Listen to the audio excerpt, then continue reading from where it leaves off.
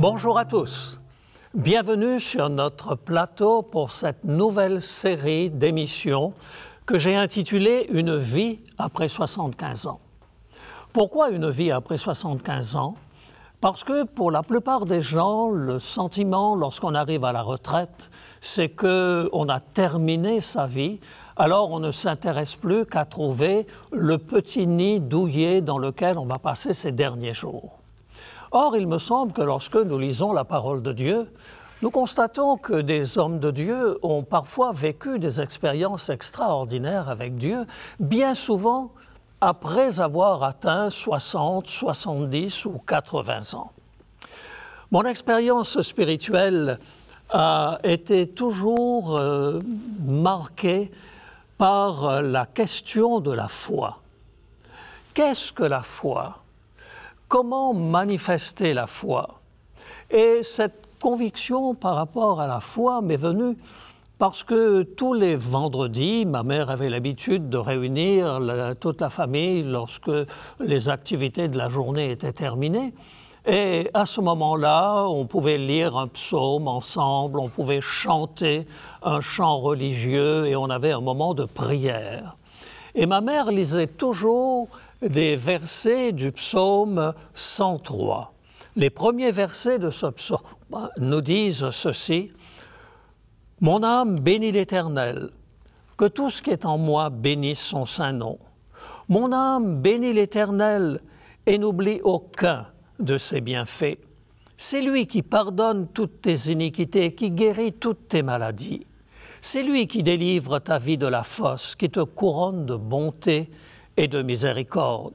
C'est lui qui rassasie de bien ta vieillesse, qui te fait rajeunir comme l'aigle. » J'ai été frappé par ce verset parlant du rajeunissement de l'aigle, parce que lorsqu'un enfant arrive à 6, 7 ans, il commence à se poser des questions sur le sens de la vie et de combien de temps il lui reste pour pouvoir vivre. Et surtout, la question qui se pose à un enfant de cet âge, c'est de se demander jusqu'à quel âge vivront ses parents.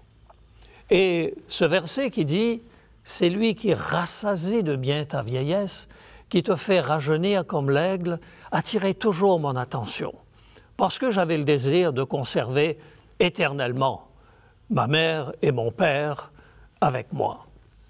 Et ce psaume a éveillé chez moi également le désir de mieux comprendre tout au long de ma vie. Pendant 49 ans, j'ai consacré ma vie à la prédication de l'Évangile. Et tout au long de ces 49 ans, j'ai eu une quête permanente de la foi. La première expérience que j'ai eue au niveau de la foi, c'était dans un camp de scouts à l'île Maurice. Chaque année, nous avions dans le village de Flic-en-Flac une rencontre des jeunes qui durait pendant 3 semaines. Et nous avions des moments de jeu, des moments de partage, mais aussi des moments spirituels. Et avec mon très bon ami Jean-Claude, un jour, nous avions entendu une prédication sur la foi et nous nous étions dit, et si véritablement on tentait l'expérience de la foi? Nous étions au bord de la mer, il y avait une jetée, et nous avions décidé, Jean-Claude et moi, de marcher jusqu'au bout de la jetée, et ensuite de marcher sur l'eau comme Jésus avait marché sur l'eau. Et dans sa prédication, celui qui avait présenté ce thème avait bien insisté sur le fait que si nous avions assez de foi, ça fonctionnerait. Alors Jean-Claude et moi, pleins de foi, d'un pas ferme, nous avons commencé à avancer sur cette jetée, mais lorsque nous sommes arrivés au bord, il y avait à peu près un dénivelé d'1 mètre pour atteindre l'eau, et là, nous nous sommes un peu demandé comment nous allions nous y prendre.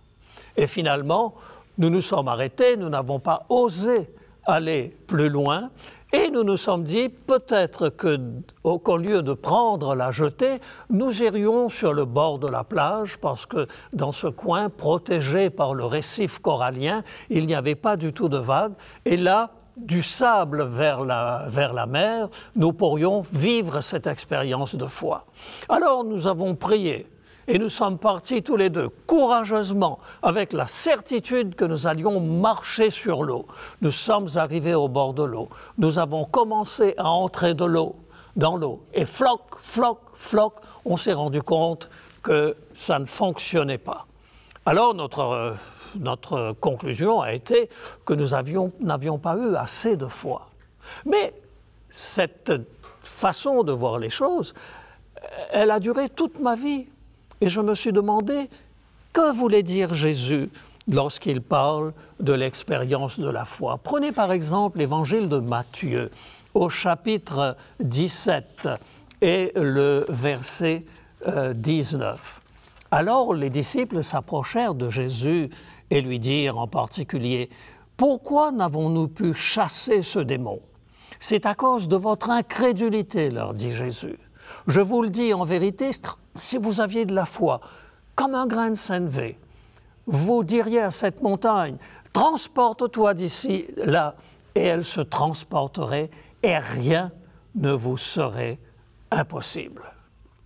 Et puis cet autre verset qui est dans Matthieu, chapitre 14 et le verset 28, Pierre lui répondit, Jésus est en train de marcher sur les eaux, Pierre lui répondit, « Seigneur, si c'est toi, ordonne que j'aille vers toi sur les eaux. » Et Jésus dit, « Viens ». Pierre sortit de la barque, marcha sur les eaux pour aller vers Jésus. Mais voyant que le vent était fort, il eut peur, et comme il commençait à enfoncer, il s'écria, « Seigneur, sauve-moi » Aussitôt Jésus étendit la main, le saisit et lui dit, « Homme de peu de foi, pourquoi as-tu douté » Homme de peu de foi, pourquoi as-tu douté? On a l'impression que les choses étaient toutes simples pour Jésus. Il suffisait d'avoir la foi suffisante pour pouvoir marcher sur l'eau comme lui le faisait. Mais en même temps, je suis pleinement conscient de la gravité de cette affirmation. Car je me rappelle d'une expérience vécue dans les dernières années du baccalauréat. Il y avait une jeune femme, une vocation tardive, qui était dans la même classe et qui, à un certain moment, a été victime d'un cancer du sein. Et elle a assuré qu'elle allait vivre cela et se soigner par des méthodes naturelles. C'est ce qu'elle fit effectivement. Mais au bout de quelques mois, sa santé empira et lorsqu'elle était dans ses derniers jours, dans la phase finale de sa maladie, elle a confié à son confesseur « J'ai été présomptueuse. J'ai cru que la foi, c'était de faire confiance à Dieu et aujourd'hui je me rends compte que c'est Dieu qui nous a donné des médecins, la connaissance, la sagesse nécessaire et j'aurais dû prendre une autre voie. » C'est grave lorsque nous arrivons à cette conclusion et que toute notre vie a été mise en question par les options que nous avons prises au départ. Donc, il est très important de comprendre cela. Un troisième verset dans lequel Jésus va dire dans Marc chapitre 11 et le verset 23 et suivant, Marc chapitre 11, « Je vous le dis en vérité, si quelqu'un dit à cette montagne, « ôte-toi de là, jette-toi dans la mer », et s'il ne doute point en son cœur, mais croit que ce qu'il dit arrive, il le verra s'accomplir. C'est pourquoi je vous dis, tout ce que vous demanderez en priant, croyez que vous l'avez reçu et vous le verrez s'accomplir. » Est-ce que ce sont simplement des hyperboles de la part de Jésus? Ou bien est-ce que cette forme de foi est quelque chose qui peut effectivement fonctionner dans notre vie? Il faudrait du temps pour pouvoir répondre à cette question. Mais tout au long de mon expérience spirituelle, j'ai rencontré des hommes et des femmes qui était confronté à ce même problème de la foi. Dans quel domaine est-ce que je peux exercer la foi dont parle Jésus et dans quel domaine cela devient de la présomption de ma part? Si j'ai aussi intitulé cette série de présentations « Une vie après 75 ans », c'est que lorsque nous regardons la vie de Moïse dans le livre de l'Exode, et nous constatons que Moïse avait la certitude que Dieu lui avait confié une mission particulière pour délivrer son peuple. À l'âge de 40 ans, ou environ 40 ans, Moïse voit deux de ses coreligionnaires qui sont en train de se battre et il les sépare. Le lendemain, non, le texte commence d'abord avec un Égyptien qui frappait un esclave hébreu.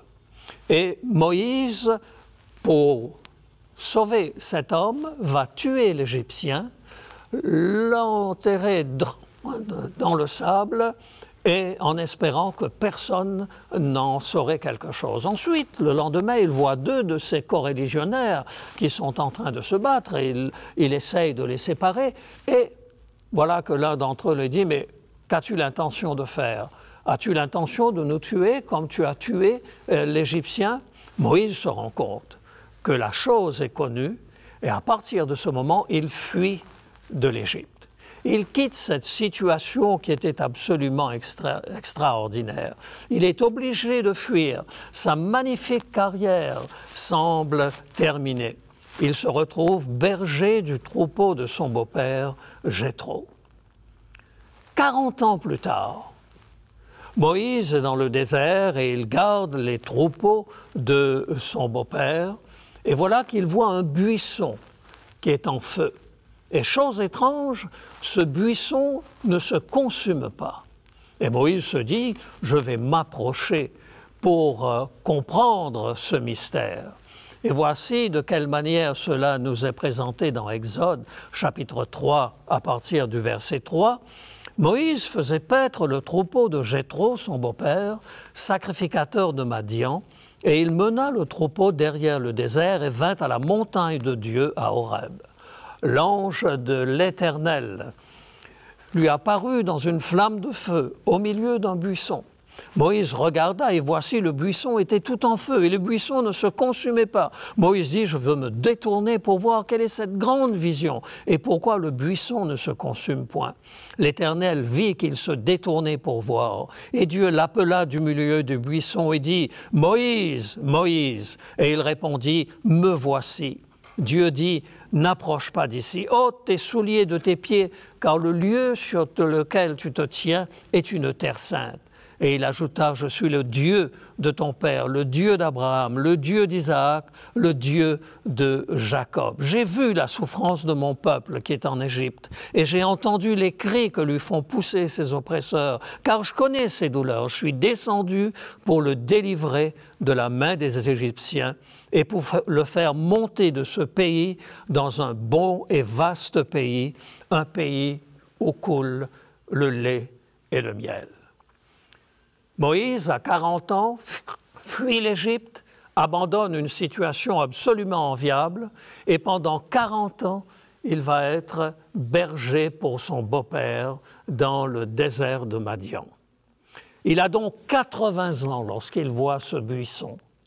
Et Dieu lui dit, c'est toi que j'ai choisi pour délivrer mon peuple. Ah, Moïse a perdu tout son enthousiasme de ses jeunes années. Seigneur, envoie qui tu veux. Mais Dieu lui dit, c'est toi que j'ai choisi. Et à 80 ans, Moïse va commencer une troisième carrière. Et une carrière qui se terminera aux portes du pays de Canaan, où le peuple d'Israël allait traverser le Jourdain pour la première fois. Dans cette histoire, je vois l'importance qu'il y a de faire confiance à Dieu même à 80 ans. Et c'est pour cela que j'ai intitulé cette série « Une vie après 75 ans ». Pour vous qui m'écoutez, qui êtes arrivé à l'âge de la retraite, eh bien, vous avez encore de très belles années devant vous. Vous pouvez faire des expériences extraordinaires. C'est bien ce que j'ai fait avec mon épouse l'été dernier. Et c'est ce que je vais vous relater avec un certain nombre de détails dans cette série d'émissions que nous allons avoir ensemble. Mais la première chose que je voudrais vous souligner pour vous, c'est qu'il n'y a pas une limite d'âge pour être un témoin de Jésus-Christ. Et cette idée va continuer tout au long de cette série. Dans quelques instants, nous allons nous retrouver, ne quittez pas l'écran, nous allons nous retrouver pour la deuxième partie du programme où, dans une période de questions-réponses, nous allons entrer dans les détails de cette expérience extraordinaire que mon épouse et moi avons faite l'année dernière pendant l'été. Et nous avons pu constater que Dieu est fidèle à ses promesses. C'est cela que je veux partager avec vous. Et c'est aussi ce que je veux vous dire à chacun d'entre vous, c'est qu'il y a une vie pour vous, même après 75 ans. Pas seulement si vous êtes en pleine forme, mais en adoptant un mode de vie particulier, vous pouvez arriver à faire tourner le temps dans le sens inverse. Alors, à tout à l'heure pour la deuxième partie de notre programme, mais nous n'allons pas nous séparer sans tout d'abord avoir prié ensemble. Notre Dieu, notre Père, nous voulons te remercier pour tes grâces et tes bienfaits. Nous voulons te remercier parce que, quel que soit notre âge, tu peux nous utiliser à ta gloire. Alors nous voulons nous mettre entre tes mains, te laisser nous conduire. Nous te le demandons au nom de Jésus, notre Sauveur. Amen.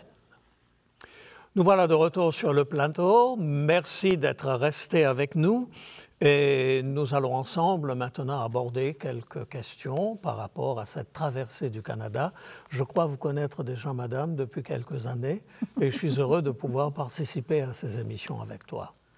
Oui, moi aussi. Et je voulais juste te poser une question. Pourquoi as-tu fait cette traversée du Canada à ton âge et est-ce en rapport avec ce que tu as constaté dans notre société? Oui, en fait, ce qui s'est passé, c'est que lorsque j'ai eu 64 ans, j'ai reçu une magnifique lettre du service des pensions me disant que l'année suivante, à 65 ans, eh bien, je toucherais ma pension. Je me sentais en grande forme, je pensais que tout allait très bien. Et puis, j'ai reçu cela un peu comme un choc. Et finalement, en y réfléchissant à la question, je me suis rendu compte que beaucoup de gens se trouvaient dans cette situation et que déjà autour de 50 ans, on commence à entendre des sociétés, lorsqu'on cherche un emploi, nous dire, écoutez, on nous fait comprendre très gentiment que l'on préfère investir auprès des jeunes plutôt que de prendre quelqu'un d'expérience qui bien souvent demande un salaire plus élevé qu'un jeune qui démarre. C'est vrai. Alors, ça fait que les gens sont conditionnés par la société à se considérer comme étant touchés par l'âge rapidement, alors que les conditions ont beaucoup changé. Nous ne sommes plus à la période où il y avait des mineurs de fond qui descendaient dans des mines de charbon et travaillaient 6 jours sur 7, si ce n'est pas 7 jours sur 7, dans l'obscurité, etc. Le travail que je fais n'est pas un travail qui est particulièrement difficile. Et je me suis dit, en regardant l'espérance de vie qui a augmenté également, que ce n'était pas nécessaire forcément d'arrêter de travailler à ce moment-là. Et j'ai comme l'impression que c'est un immense gâchis de dire aux gens que à 65 ans, ils doivent prendre leur retraite. Voilà un petit peu. Ça, c'est une des raisons qui m'ont poussé à penser à cela. Et le titre que j'ai donné à cette réflexion, c'est « Une vie après 75 ans ». Il y a une vie après 75 ans. Tout à fait. Et quelqu'un qui a mené une vie correcte est une personne qui va pouvoir envisager, s'il n'y a pas un accident en chemin, une maladie incurable ou quelque chose comme cela, eh bien cette personne va pouvoir être efficace, utile à la société très facilement jusqu'à l'âge de 80 ans. Oui, d'autant plus que ces personnes-là ont déjà une expérience et qu'elles peuvent être un modèle aussi pour les jeunes qui rentrent dans la vie active. Alors j'ai une autre question à te poser, c'est quelle expérience du vélo avais-tu en pensant faire 4800 km entre Drummondville et Vancouver à l'âge de 77 ans? Peux-tu nous expliquer? Vaste question. Vaste question. Oui, je ne suis pas un grand sportif. D'ailleurs, le métier que je fais ne me porte pas à pouvoir me lancer dans des sports répétitifs ou des sports violents. Et j'ai fait du soccer à une certaine époque, du football européen, pour m'amuser avec des amis, avec des personnes de mon âge, au fur et à mesure que les années passaient. Et puis, j'ai fait du vélo, comme tout le monde. Et finalement, je me souviens qu'un jour, tu m'as parlé de nos enfants, puisque nous avons 4 garçons, et tu me disais que j'étais en train de perdre mes fils. C'est vrai. Parce que je me consacrais entièrement à mon travail. J'étais parti pratiquement 7 jours sur 7. Et j'étais rarement là le soir. Alors finalement, j'ai voulu faire une expérience un peu exceptionnelle, c'est-à-dire de dire, eh bien, je vais leur consacrer une bonne période de mes vacances et je me suis lancé dans un projet. Si j'avais su ce que ça représentait, il est possible que je ne l'aurais pas lancé avec autant d'enthousiasme. En effet, nous habitions à Strasbourg et nous avons fait avec nos 2 fils aînés la traversée de la France depuis Strasbourg jusqu'à Montpellier. Oui. Par autoroute, ça fait moins de 1000 km, mais lorsqu'on est obligé de suivre les petites routes, les montées et les descentes, eh bien, ça a été un voyage d'environ 1100 ou 1200 km. Oui. Quand je suis parti, la fleur au fusil, persuadé que ça allait être facile, j'avais à peine 40 ans, eh bien, j'ai été très vite déçu par rapport à mes compétences. Parce que le premier jour, on a fait 120 km, on était en pleine forme. Le lendemain, quand j'ai voulu monter sur ce vélo, ça a été un véritable martyre. Ah, je ne savais pas dans quelle position me mettre. Alors, je me mettais en danseuse de temps en temps, je m'appuyais sur une pédale d'un côté, je m'appuyais sur l'autre, et j'ai souffert le martyre pendant 3 jours. Et je crois que ça m'a donné de l'expérience, parce que le 4e jour et le 5e jour, c'est devenu très agréable, parce que je ne souffrais plus. Et là, j'ai compris que si je voulais traverser le Canada, il aurait fallu que je m'entraîne régulièrement, que je me forme un petit peu à la manière des guitaristes, une corne sous les fesses pour ne plus souffrir. Voilà, et donc c'est comme cela que les choses se sont faites. Oui. Mais c'est en chemin que je me suis rendu compte de ce que cela représentait véritablement. Et alors, dans la première partie, tu as parlé d'un homme extraordinaire, c'est Moïse. Il a quand même fait des choses extraordinaires à 80 ans. Est-ce que pour toi, ça a été un modèle? Qu'est-ce qui t'a inspiré là-dedans? Ben, disons que l'expérience de Moïse ressemble à l'expérience de beaucoup de personnes entre nous. Moïse était plein de vigueur à l'âge de 40 ans. Il voulait vraiment sauver le peuple d'Israël de l'esclavage. Et puis arrive ce malheureux accident dans lequel il est dans l'obligation de quitter la cour de Pharaon et de s'enfuir dans le désert. Et là, il se marie et puis pendant 40 ans, il va être dans le désert. Et probablement, arrivé à 80 ans, il n'était pas forcément dans les mêmes dispositions pour délivrer son peuple que lorsqu'il avait 40 ans. Oui. Et je me dis qu'aujourd'hui, dire à quelqu'un démarrer une nouvelle carrière à cet âge-là, c'est pratiquement casse-cou.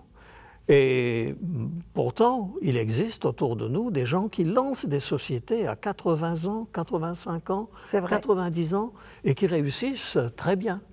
Alors finalement, je pense que l'expérience de Moïse n'est pas quelque chose de difficile à comprendre et que c'est réalisable. En tous les cas, en conclusion, j'ai encore beaucoup de questions à te poser, mais nous avons rendez-vous pour notre prochaine émission. Et alors, j'aurais voulu que tu te prépares à partager avec nos téléspectateurs les obstacles rencontrés dans cette aventure, parce que nous avons quand même vécu des choses qui étaient extraordinaires.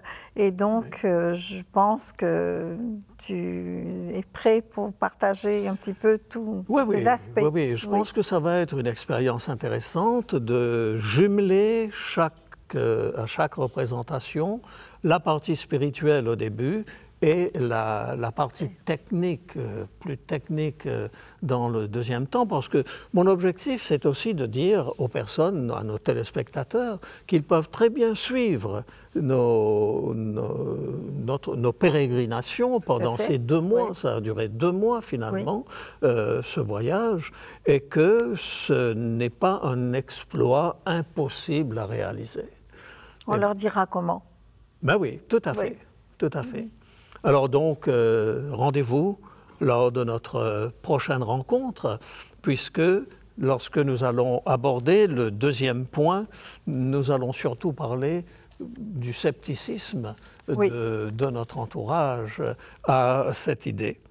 Et lorsque tout à l'heure tu me posais la première question en me demandant pourquoi j'entreprenais cela, c'est que je constate également que dans nos communautés religieuses, eh bien, les personnes les plus actives sont toujours autour de 60-70 ans. Et il y en a beaucoup qui sont simplement là pour réchauffer les bancs et peut-être nous voulons leur donner la possibilité de vivre une belle expérience. Et puis 15 années de la vie, c'est quand même important, de 65 à 80 ans. Eh bien, c'est quand même une longue période qui permet de réaliser pas mal de choses. Alors, on est gagnant sur tous les tableaux. Au niveau de la santé, c'est mieux pour la sécurité sociale, les services maladie, etc., lorsque nous ne sommes pas enfermés dans la maladie. Alors, nous allons donc nous retrouver la prochaine fois et heureux d'avoir partagé avec vous.